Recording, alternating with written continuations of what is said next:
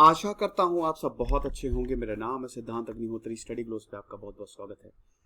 दोस्तों, 700 लोगों को डिटेन किया गया। आपको पता ही है कि अमित शाह कश्मीर दौरे पे हैं। कल अमित शाह कश्मीर पहुंच गए। 3 दिन का दौरा है। अमित शाह होम मिनिस्टर हैं। 700 लोगों को जम्मू एंड कश्मीर में डिटेन किया गया है पब्लिक सेफ्टी एक्ट के तहत। तो दोनों को ही हम जानेंगे, दोनों खबर को ही जानेंगे, स्पेशली साउथ कश्मीर में। क्योंकि भाई देखो, बहुत सारे टेररिस्ट ग्रुप जो है वो यहां पे एक्टिव हैं, तो बहुत सारे लोगों को पिक किया गया है। तो यही चीज है कि यहां पे जो इंडिविजुअल है, पीएसए के तहत इंडिविजुअल को डिटेन किया जाता है। पहले हम थोड़ा सा पीएसए एक्ट की बात कर लेते हैं, ठीक है।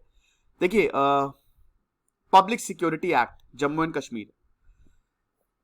तो सबसे पहले तो इसमें किसी भी इंडिविजुअल को डिटेन किया जा सकता है एक एग्जीक्यूटिव ऑर्डर के तहत।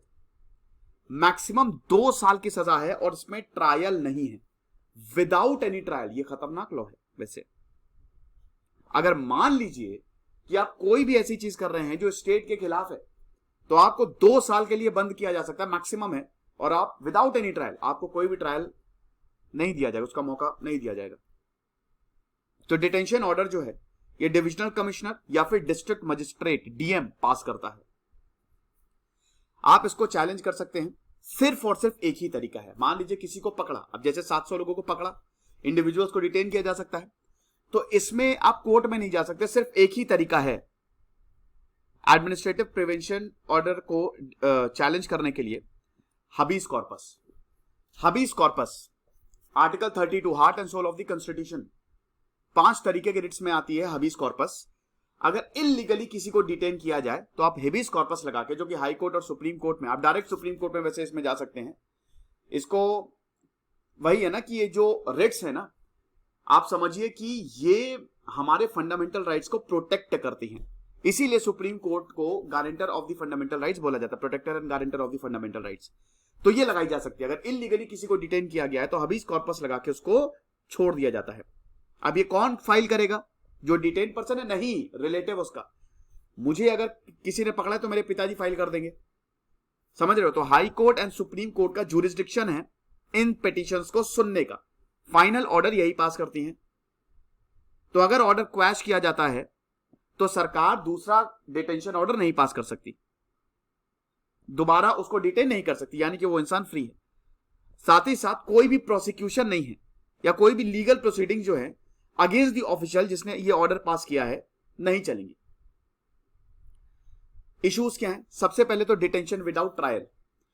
देखिए, इसमें वही है ना कि अगर डिटेंशन विदाउट ट्रायल है तो इस पे तो भाई जलियांवाला बाग हो गया था। इस पे तो बहुत ज्यादा बवाल होता है कि आपने डिटेन तो कर लिया, लेकिन ट्रायल का मौका तो मिलना चाहिए ना। विदाउट कोई चार्ज नहीं है, आपको शक भर है, आपने उसको जेल में बंद कर दिया, तो ये गलत है।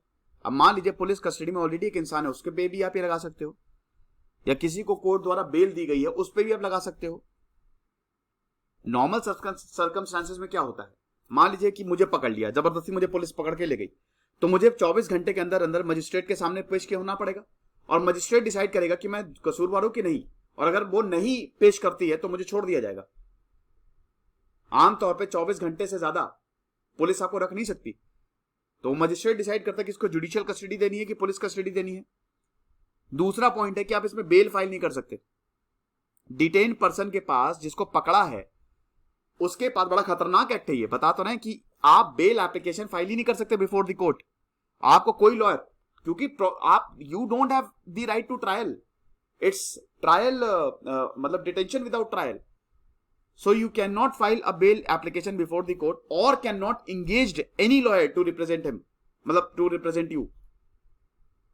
तो आपको ना ही कोई लॉयर रिप्रेजेंट करेगा, ना ही आप बेल एप्लीकेशन फाइल कर सकते हैं। सेक्शन 8 ऑफ द पीएसए ये बहुत सारे रीजंस बताता है। सेक्शन 8 ऑफ द पीएसए ढेर सारे रीजंस बताता है। इसमें अगर मान लीजिए कि आप दुश्मनी फैलाना चाह रहे हैं, प्रोपेगेंडा फैलाना चाह रहे हैं, communalism, hatred, disharmony on the grounds of religion, race, caste, community और रीजन, इस बेसिस पे अगर आप ये सब एक तरीके से माहौल बिगाड़ रहे हैं, जैसा कश्मीर में समय चल रहा है, तो प्रॉब्लम हो सकती है। तो सेक्शन 8 ऑफ द पीएसए के तहत आपको सजा मिल जाएगी। यहां पे डिस्ट्रिक्ट कलेक्टर्स और डीएम जो है वही डिसाइड करते हैं। 12 दिन का पीरियड होता है जिसमें एडवाइजरी बोर्ड जो होता है उसको डिटेशन को अप्रूव करना होता है, यानी कि जब पकड़ा तो 12 दिन के अंदर अंदर आपको इसको अप्रूव करना पड़ेगा। माइनर और मेजर ऑफेंसेस में कोई भी डिस्टिंक्शन नहीं होता है, चाहे माइनर हो चाहे मेजर हो। अगर डिस्टर्बेंस किया तो 1 साल की सजा होती है, पब्लिक ऑर्डर को डिस्टर्ब किया, और अगर मान लीजिए कि आपने स्टेट की सिक्योरिटी को हार्म करने की कोशिश की तो 2 साल की सजा होती है। तो ये चीज है, समझ गए। तो इसी के तहत जो है यहां पे 700 लोगों को बंद कर दिया गया है। अमित शाह इस समय कश्मीर दौरे पे हैं। तो ये जम्मू एंड कश्मीर में पहली विजिट है अमित शाह की। आर्टिकल 370 इन्होंने ही एब्रोगेट किया था। मतलब वैसे तो पूरी लॉयर्स की टीम थी, तब से काफी बवाल मचा हुआ है। 5 अगस्त 2019 के बाद से काफी बवाल मचा हुआ है। 35 से और आर्टिकल 370 हटा दिया गया, और उसके बाद कश्मीर को 2 union territory, Jammu and Kashmir reorganisation act आया। लद्दाख और कश्मीर ये 2 यूनियन टेरिटरी होंगे। और अभी बहुत बुरी हालत है, आप देख ही रहे हैं कि कश्मीर में इनकाउंटर्स जारी हैं, आतंकी काफी ज्यादा एक्टिव हैं, 7 से ज्यादा लोगों को मार दिया गया। माइग्रेंट वर्कर्स है इसमें, कश्मीरी पंडित्स हैं, सिख हैं, तो ये सही नहीं है। तो इसीलिए अमित शाह का जाना लोगों को कॉन्फिडेंस देने का अच्छा जेस्चर है। सिक्योरिटी को ये रिव्यू करेंगे, श्रीनगर में जो डेवलपमेंटल प्रोजेक्ट्स हैं उनको देखेंगे ये, और पब्लिक रैली भी संडे को यानी कि आज के दिन जम्मू में पब्लिक रैली भी करेंगे। ट्रैफिक रिस्ट्रिक्शंस हैं स्पेशली श्रीनगर सिटी में, जो भी 2 पहिया वाहन चला रहे हैं उनकी इंटेंसिव सिक्योरिटी होगी। ठीक है, कुछ भी हो सकता है ना। तो जैसा कि मैंने बताया कि उत्तर प्रदेश और बिहार के 11 सिविलियंस को ऑलरेडी मारा जा चुका है, इसी महीने ये अटैक हुआ था। और जो लश्कर तैयबा है उसने ये रिस्पॉन्सिबिलिटी ली थी कि हमने मारा है। जम्मू एंड कश्मीर पुलिस ने फ्राइडे को बहुत सारे ट्वीट्स किए थे कि हम इंफॉर्मेशन लगातार शेयर करते रहेंगे, कोई भी, चाहे वो ड्रग पेडलिंग की हो, चाहे वो टेररिज्म की हो, जो भी हमको मिलेगा हम अपने ट्विटर हैंडल से आपको बताते रहेंगे।